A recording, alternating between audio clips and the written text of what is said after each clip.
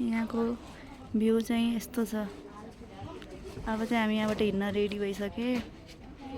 Breakfast नै हो नि।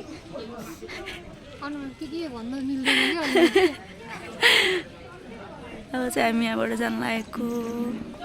यहाँको भ्यू चाहिँ कस्तो दामी मस्त।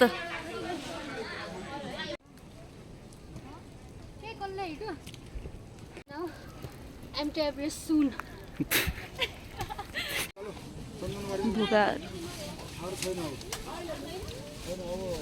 हाम्रो नास्ता पानी भइरहेछ। भ्यू यस्तो छ। अझै माथि जानु बाँकी नै छ। खाने तयारी चलिरहेको छु। मस्त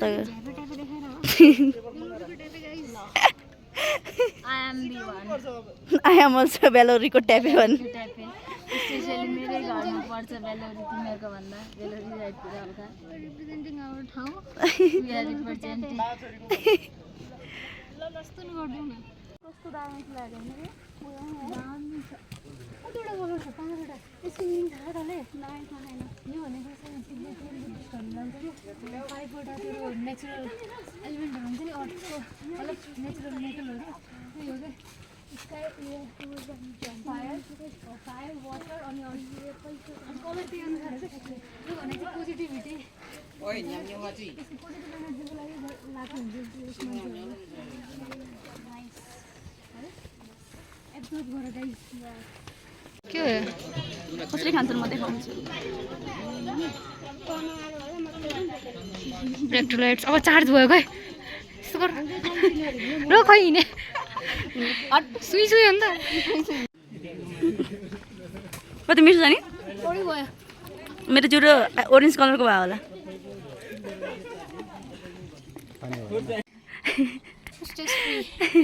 हामी रेस्ट के भन्छन् वर्षमा होइन जति जे काम गरे नि वर्षमा 2 चोटि चाहिँ ट्रेकिङ अथवा ठाउँ घुम्न चाहिँ जानै पर्छ। कति दिनको लागि हो यो? एउटा समर याम एउटा विन्टर याम होइन। अब यति एक्टिभ लाइफस्टाइल हुन्छ होइन। आफ्नो शरीरको लागि आफ्नो लागि होइन टाइम निकाल्नुपर्छ क्या। नेचरसँग यति कनेक्टेड हुन्छ कि अङ्ग्रेजी दबाई काम गर्दैन तर यहाँ आओस् ठिक हुन्छ। अङ्ग्रेजी औषधि नै चाहिँदैन कि आफै सन्चो हुन्छ कि। मैले त्यो जस्तै तिमीलाई होइन ब्यागमा छ मेरो औषधिहरू तर म खाएर नेचुरल हावा खाँदैछु। अनि यो हाम्रो उसको नाम चाहिँ टब्ली हो। हामीले राखेको पेट नेम इन्ट्रोड्युसिङ हैन राम्रो छ। हामी चाहिँ होटलमा बसेछौँ अहिले। के हो लिटिल बुद्ध गेस्ट हाउस भनेको। यहाँको खाना चाहिँ धेरै मिठो हुन्छ भनिरहेको छन्। खै मिठो छ कि नै फेरि खाएर भन्छौँ रिभ्यू।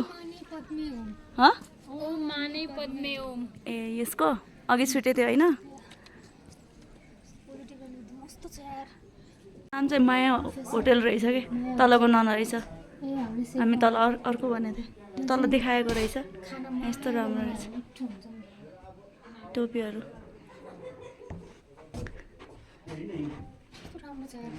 कस्तो दामीसँग बनाएको छ यहाँ। पर्स दुई को रुक पहिला यो पर्स हेरौँ र। त्यसको भित्र पनि एउटा सानो पर्स। के भन्नु ए यो दिलवाला ह्यान्डमेड हुन्छ सबै। अहिले चाहिँ हामी खाना खान लागेको छौँ। लास्टमा चाहिँ रिभ्यू दिन्छु खाना कस्तो छ भनेर। कस्तो लाग्यो तिमीहरूलाई? हिजोको भन्दा मिठो?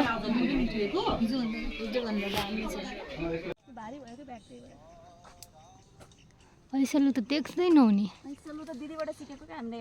दिदीसँग जाने इन्स्पायर्ड बाई हाम्रो सृजना दिदी।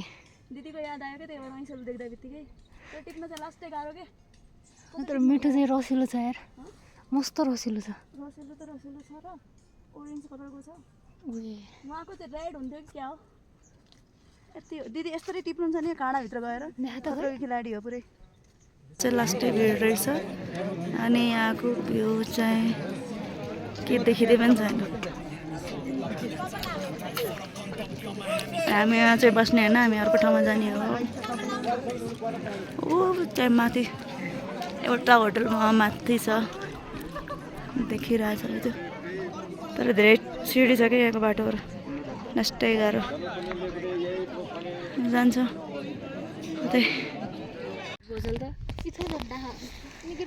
अरू के छ साथै हल्लै चल्लै तिम्रो के छ हल्लै चल्ली बाँकी सब ठिक यहाँको भ्यू पनि गइसक्यो कुहिरो लाएर भ्यू पनि केही हेर्न पाइएन सबै हुस्सो हुस्सो मात्रै छ खालि हेरेँ तल हामीले धेरै तलको त भ्यू हेरिसक्यो हामीले क्यामेराले मात्र क्याप्चर भएन हामीले चाहिँ हेरिसक्यो आँखाले राम्रो आउँछ क्यामेरा